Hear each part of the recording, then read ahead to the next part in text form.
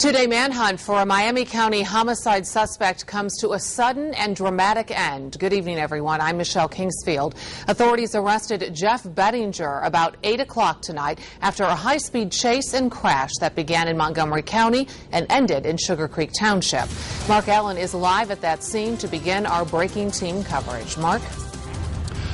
All right, Michelle, thank you very much. We're live right now on Wilmington Pike in SUGARCREEK Township, right across from the Kohl store, if you know where that is. That is where the two-day search for 50-year-old Jeff Bedinger, the homicide and kidnapping suspect from Troy, came to a very dramatic and violent end about 8 o'clock here this evening. If you take a look just behind me, that's the northbound lane of Wilmington Pike. You see that wet area there. That's where earlier this evening his Honda Accord that we've been looking for 2 days was sitting on its top. We'll show you that in a couple of seconds. And then further in the background where you see the flashing lights, police are still here, fire officials are still here removing the other vehicles that were involved in the crash, where that's how this whole thing ended. Let's take a look right now at some tape we shot earlier this evening. You see Jeff Bedinger himself. That is the guy in the blue t-shirt being taken into custody. You see he looks a little shaken up after his vehicle flipped here on Wilmington Pike earlier tonight. Then you see, I believe, his car that's been the subject of that nationwide search for the past couple of days, that silver Honda Accord that we've been looking for. There you saw it flipped on its top in the northbound lane here on Wilmington Pike. And laying next to it, laying out in the road with an evidence marker next to it, was the Glock automatic handgun that police believe that's the weapon that was used in the murder of his 22-year-old stepson yesterday afternoon up in Troy. This latest chain of events began to transpire this evening about 8 o'clock when someone spotted Bedinger's car down near Social Row Road in southern Montgomery County. Montgomery County Sheriff Phil Plummer takes it from there.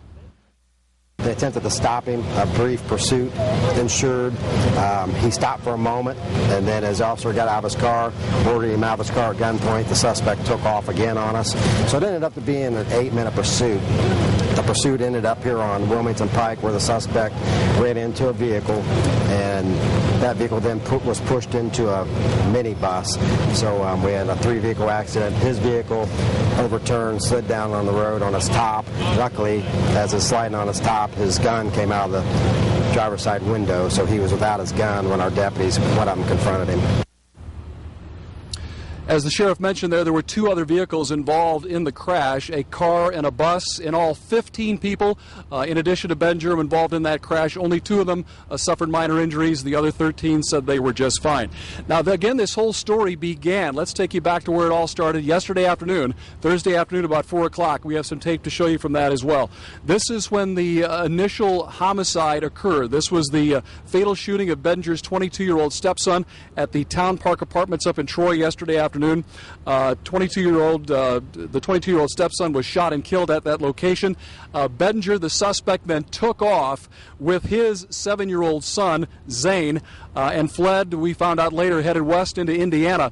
At that point, an Amber Alert was issued for Zane.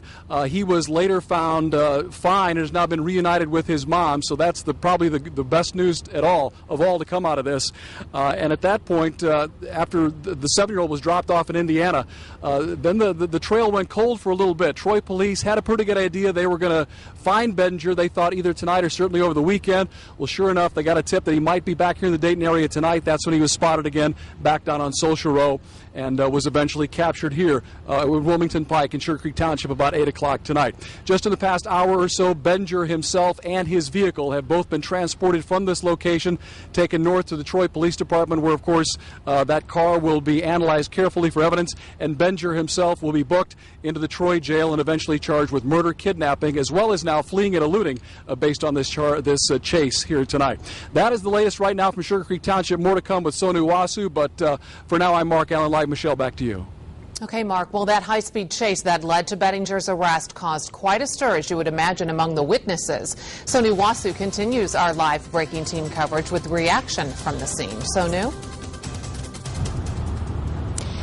Well, Michelle, there has been chaos out here at the scene. Dozens of people standing on this grassy field by the road here, right behind this crime tape, taking a look at the dramatic capture of Jeff Bedinger. And a lot of them standing here in disbelief as they became a part of this breaking news story, seeing how it all ended.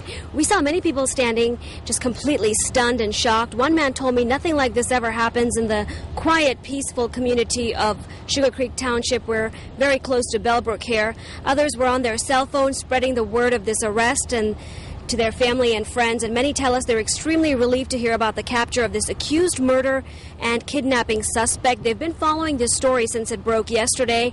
Many said they were relieved the suspect was finally off the street, and some very emotional as they thought about the 22-year-old victim in this case, Brandon Haskins, and his shooting yesterday.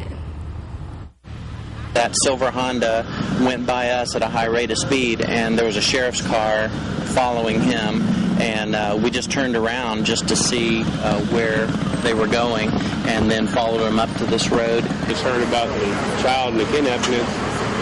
It's a good thing it's been caught, huh? I thought it was a real good thing for my daughter to see him, just to see what evil looks like. Now, a Troy police detective told us earlier today that he felt pretty confident that Bedinger would be captured tonight, and Michelle, that's exactly what happened here. Reporting live in SUGARCREEK Township, Sonu Wasu, 2 News on your side. Okay, Sonu. And earlier tonight, Sheriff Phil Plummer told 2 News that Bedinger admitted to killing his stepson, Brandon Haskins. Today, one of Haskins' co-workers told 2 News she lost a caring and creative friend. He was a very loving big brother, and he helped watch him a lot. He was great with kids, so he would bring Zane over to play with my sons. We'd work at home some days, and they'd all just play with Legos and share Happy Meals and all that kind of stuff. So he was a great big brother. Haskins also created children's books, but rarely took credit for them. The family attended Ginghamsburg Church together as recently as Sunday. That Tip City Church is offering grief counseling for parishioners throughout its weekend services. Our coverage of this big story continues all night long. For breaking details on the Bedinger arrest and crash, be sure you stay with 2 News on air and